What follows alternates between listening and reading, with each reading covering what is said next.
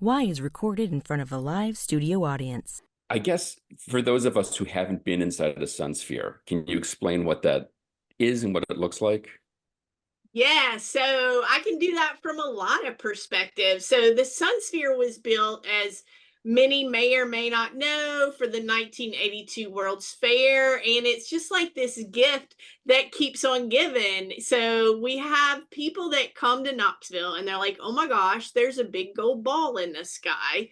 And sometimes that's truly what they think because they don't know what a Sunsphere is. They don't realize that is what the Eiffel Tower and the Seattle Space Needle were built for, which was World's Fairs. So basically, it's 266 feet tall with 8 levels, and it's just like you drive into Knoxville and there's a big gold ball sitting up there in the air, and people just want to know what's in there.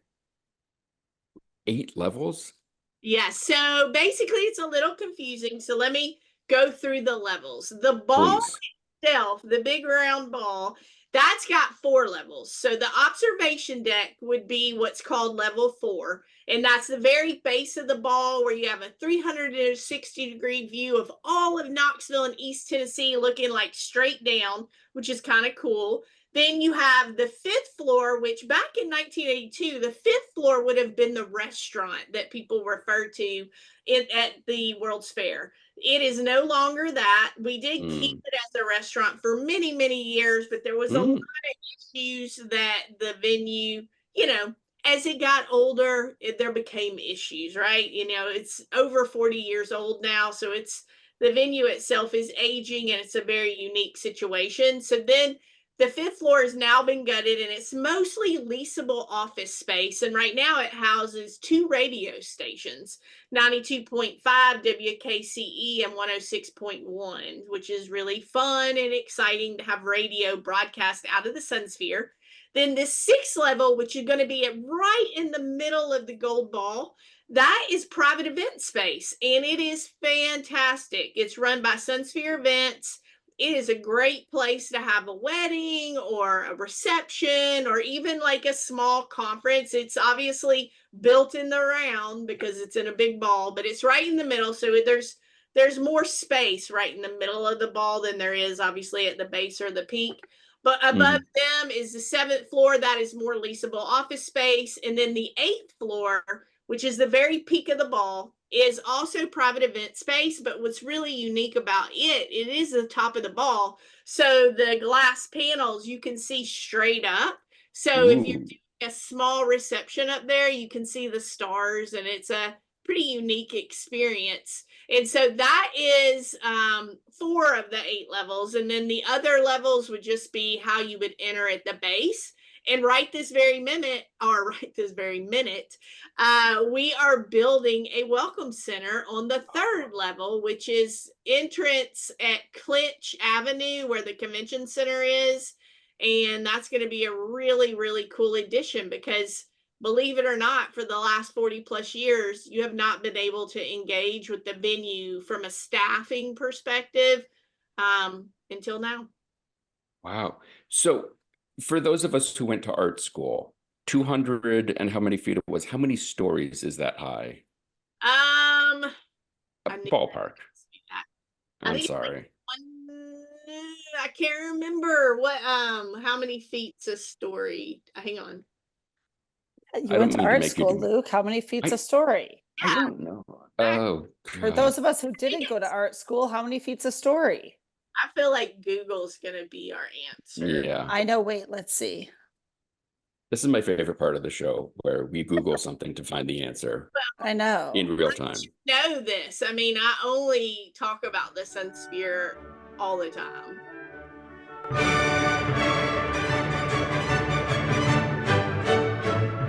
This is Why, with your hosts, Heidi Hedquist and Luke Poling. Yeah, how... And this is gonna kill me when we figure out the answer. Feet to stories. So 266. Such a weird number. It's 26. Wow. And I said that. You almost, yeah, that's See, you're pushing me. You said, "Oh, it's okay Okay. to cuss," and I was like, "I'm not gonna cuss," and now you just This is what he So, does. right. Pushes us Santa, to the edge. everybody, just Everybody. right to the edge. and I So so should have known that answer. So I apologize to everyone listening that I did not. we forgive you. No one is perfect. So 26 stories. Now, how far can you see, and what do you see? Obviously, you see all of downtown Knoxville. There's bluegrass, I'm assuming. There's fields of horses. Am I thinking of Seabiscuit and not Knoxville? I think you are thinking. Okay, well, all right. You do see some grass. I mean, obviously, the Sunsphere lives right in the heart of World's Fair Park, which, you know, a lot of people, if you haven't been to Knoxville, you don't realize that we have this really spacious and really, I'll call it more of an event venue park, but it's this massive green space right in the heart of downtown at the base of the Sunsphere. So you do get to see that from up there, but really on a beautiful clear day, it's 360-degree view of all of East Tennessee. I mean, you can see it to all the way to the mountains. It is absolutely breathtaking. The sunsets from up there are fantastic.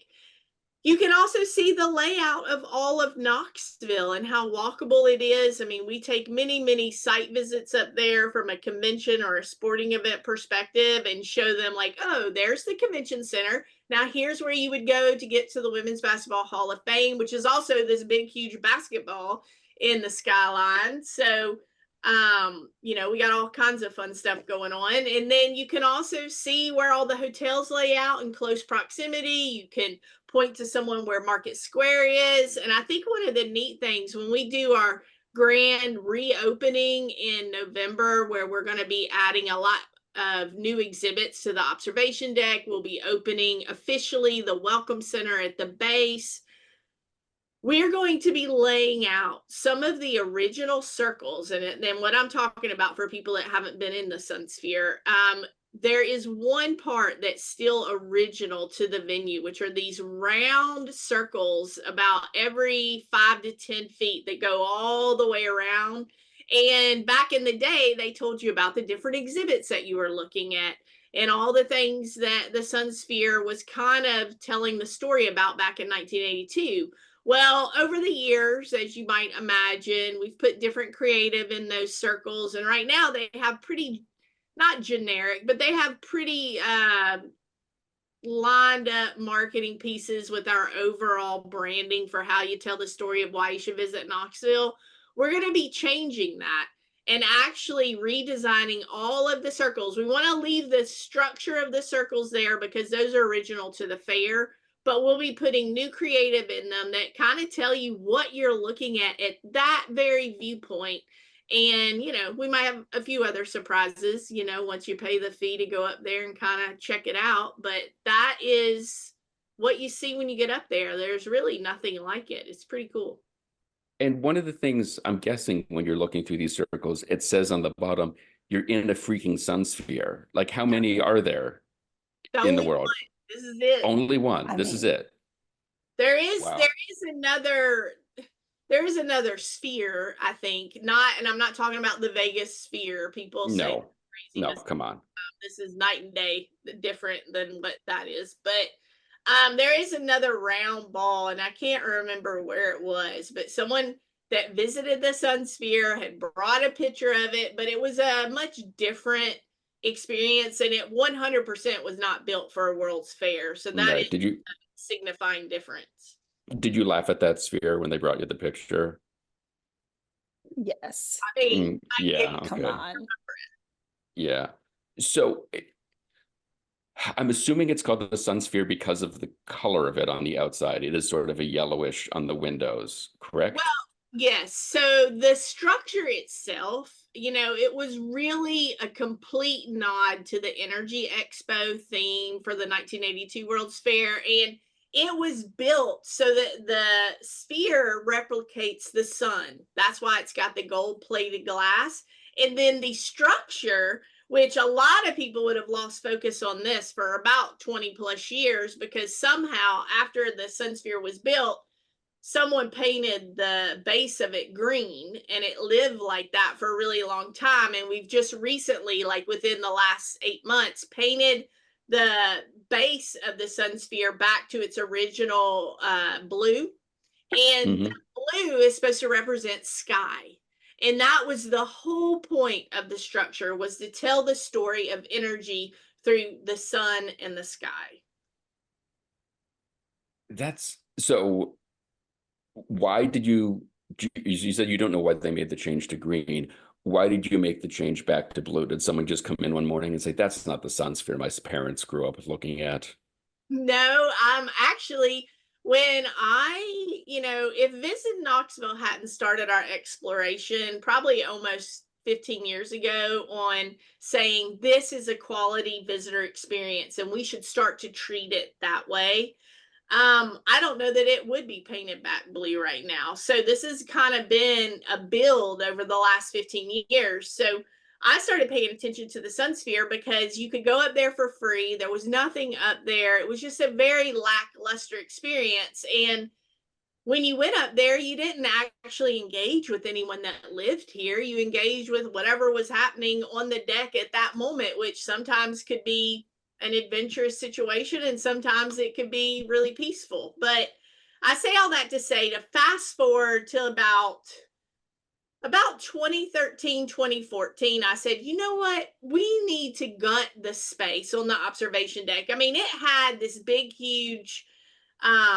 I forget what they called it, but it was like a sound system that played bells and all the things for the fair, but it ate into the space by at least that much. And you're not talking about that wide of space on the observation deck. So I wanted to go up there and kind of take that out of the space. And we did that.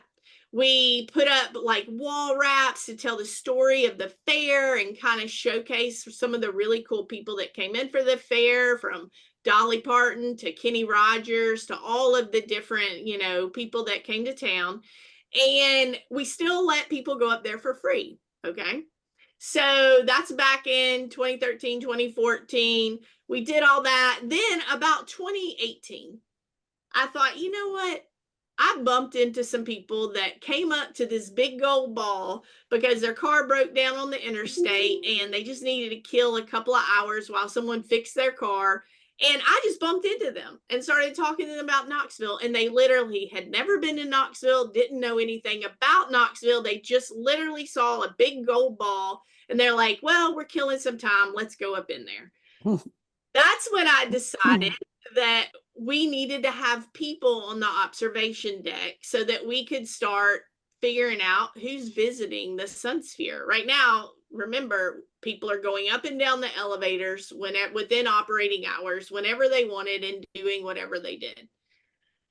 So then we did that. I started tracking easily 100, 150 people a month coming and going, and we are capturing just some very, very minor visitor detail, but nothing crazy.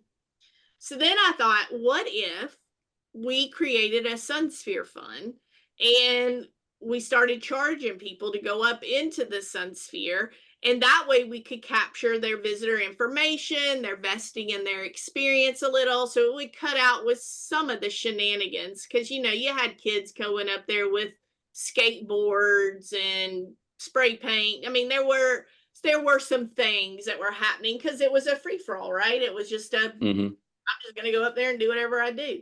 And so I had all that moving, and then we bumped into COVID, and it was a very, very small elevator-based experience, so we had to just shut it down. And that wasn't fun, but we had to, because it was not, from a health perspective, regardless of what people felt about COVID, it just was not a safe thing. So during the shutdown is when I came up with all the crazy ideas and had to, talk a new administration into my ideas. But we had already formed the fund. We just weren't promoting it. We already had this restricted account where we could drop proceeds in that would just help benefit the Sunsphere, because the Sunsphere, that most people also might not know, it's owned by the city of Knoxville.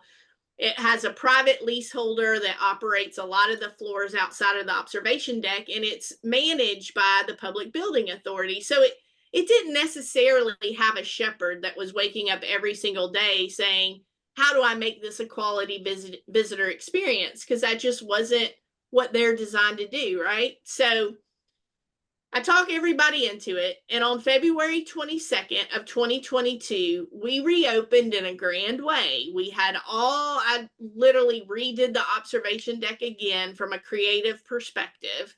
We opened with a nominal $5 per adult. And at this point, we did 12 and under for free. We very quickly changed that to $1 a kid because I was having one adult show up with 42 children, and that was not fun. Yeah. So this is what's really fun. Since we reopened on February 22nd of 2022, we've now welcomed over 130,000 visitors from all 50 states and 57 countries. Wow. So truly, while they did not come to Knoxville just to go to the Sunsphere, they visited Knoxville and went to the Sunsphere, and we captured their data, we captured their donation, and that is what paid to paint the base back to blue, which was always my desire, because if you look at the pictures from the past, the blue is fantastic. The green, don't know where it came from. It was a quality, I guess, a very durable paint, but it just made it look like a very drab scenario. And now we're building a welcome center out of that fund, and we will not be running it anymore on a QR based system for 30 people every 30 minutes. Now we'll be able to, in the flow, talk to people at the base, let them buy merchandise about the Sunsphere at the base, and then make a buying decision if they want to go up on an elevator experience and see all of Knoxville and East Tennessee. So you don't have like a sphere keeper? Did you think of that? Like a lighthouse keeper, but Sunsphere, obviously. I mean, I could probably name some people that. We need a sphere keeper. But yeah, I'll send you my resume. We can get these to you. Yes. We might not be locals. Been popping in and out. You need a mascot? No, we'll put you in a mascot outfit. That would be fun. Oh, he'd be ready. You think this is a threat? No. This is so okay. So there's no Sunsphere keeper. So what was the purpose of the Sunsphere at the World's Fair? You said it was to teach about energy, and you would go up and see the different ways energy can be harnessed. Yeah, there was a lot of things going on in the Sunsphere during. That was the 80s. Yeah. We had Wendy's. There was food up there. I'm looking at, hang on, was it Wendy's? There was so much going on up in the Sunsphere, and a lot of misconceptions too. Like, people think, oh, the Sunsphere rotated. And I know that I ate in a rotating restaurant. Those are a little bit urban myth. That wasn't quite what was going on in the Sunsphere, but truly the Sunsphere was activated on every floor. And it all played into the theme, energy turns the world. And I think there's so many really unique things that came out of the observation components of it. And then all of the comparisons that we've had over the years with the Eiffel Tower and the Seattle Space Needle. But someone asked me too, not too long ago, like, who are the visitors? Like, do people really talk about World's Fairs anymore? And they actually do. So we have 3 really, really compelling visitors. We have the one who is an advocate for World's Fairs, wants to visit everything left behind by them wherever they were, right? Then you have that customer that literally is like, it's a big gold ball. I don't know what it is, but it reminds me of something cool and I want to go in it. They're the customer that went to the pyramid at Bass Pro in Memphis. They're those people. Mm-hmm. But the most unique one is the international. Oh, second. Sorry. Second. The Simpsons, that customer, they come looking. Not a joke. Almost every international person has seen that Bart on the Road episode that aired in 1996, where there was a wig shop in the Sunsphere, and then they knocked the Sunsphere over. We get a ton of that. Interesting. Wow. Makes sense. Yeah, it does. The Simpsons are kind of classic, so it does. Yeah, that's pretty cool. And something that's going out and advocating for Sunsphere-ship. That's a pretty good, ambassador I for mean, Sphere. yeah, for them to scream Knoxville, Knoxville, Knoxville over Disneyland. Yeah. Right. How often do you get to go up there? I'm up there. Well, right now I am over for sure at the Sunsphere every other week, monitoring the construction of the Welcome Center. I then do go up probably once a month into the observation deck, walk around as we continue to visualize the new rendition of the observation deck, which will be in probably November of this year. Mayor Tyree, who was the mayor during the 1982 World's Fair, actually works for us part-time now in his retirement.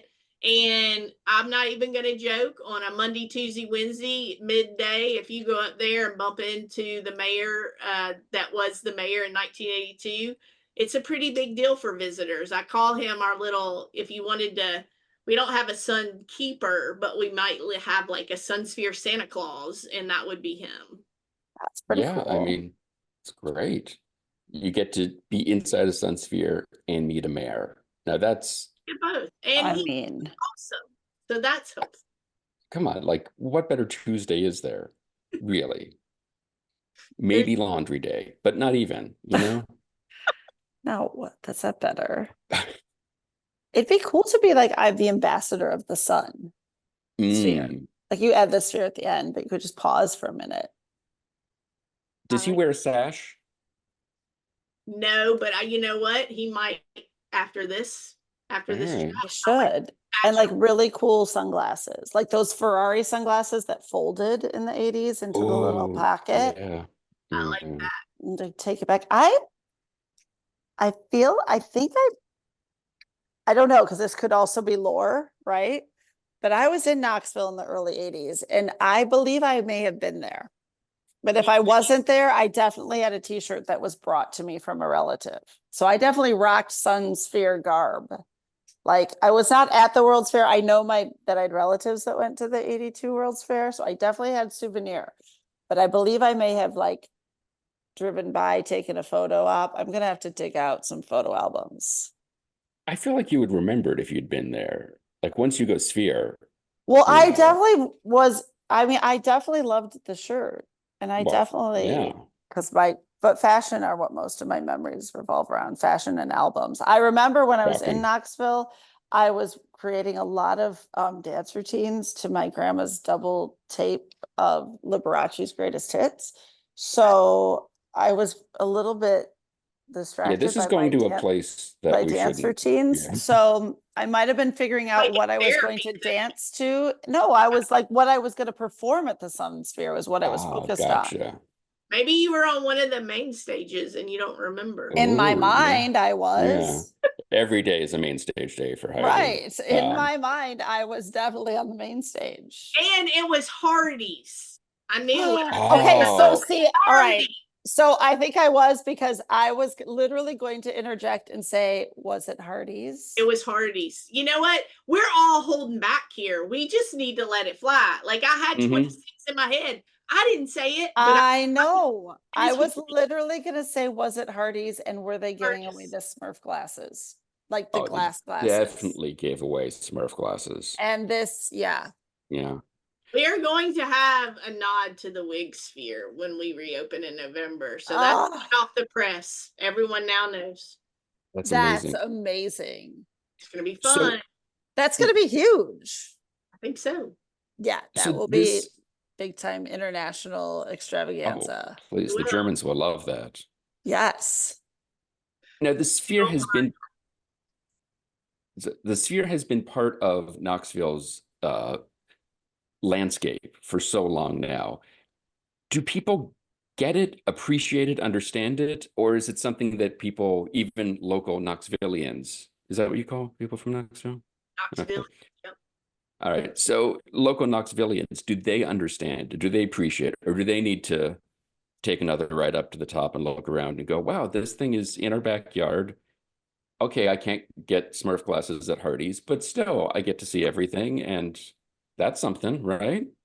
We do have a lot of Knoxvillians that visit the Sunsphere. Now, I think that the difference between people that live here and maybe take for things granted in their backyard, whereas a visitor doesn't, is just around the fee. I have a lot of Knoxvillians that get annoyed to have to pay to go into the Sunsphere. So I do think that's something that Visit Knoxville, we have to do a better job of. We have to do a better job of storytelling why that spend is so important and what that means for the future of the Sunsphere and the future developments that they might see at the Sunsphere. So we've started to amp that up a little, and it'll even be bigger. Once we get the Welcome Center open, we'll be ready for mainstream commercials and different levels of storytelling. I just couldn't blow the lid off. I mean, we've run it since, like I said, February 22nd of 2022 on a QR-based reservation system. That is not the funnest thing that you'll ever do in your life, 7 days a week, 30 people every 30 minutes with lockdown elevators that show up at the base of a structure and walk around and bump into things because there's no one to talk to. There's nothing to look at except for the base. So, and the mayor. well, he's up. You got to pay to see the mayor now. He That's is true. sitting down at the base. Oh, I see. I would pay to see the mayor, but that's a me thing.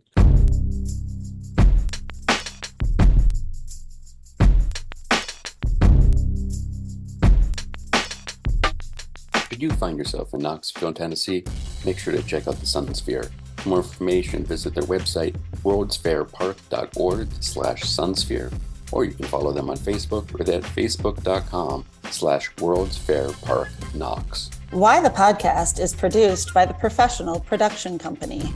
Please be sure to rate and review us on Apple Podcasts because we're shallow and need constant validation. For more information, you can check out our website, whythepodcast.com. And like everyone else, we're on Facebook, Twitter, and Instagram. Today's show was recorded and produced by Heidi Hedquist and myself from our world headquarters located on the second floor of the professional office building, centrally located downtown. Our reluctant executive producers are John Sauvé and Sandy Stone. Our willing producers are Rachel Allen and Randy Jeanette. Our intern is Zach Jackson. This one's for Philippe. Thanks for joining us. Flash, we're coming home.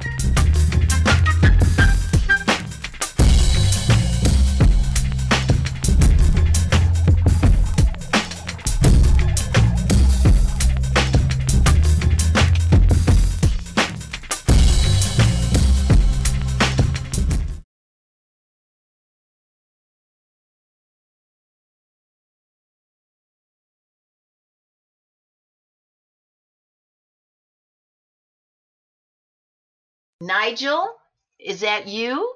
Are you here, Nigel?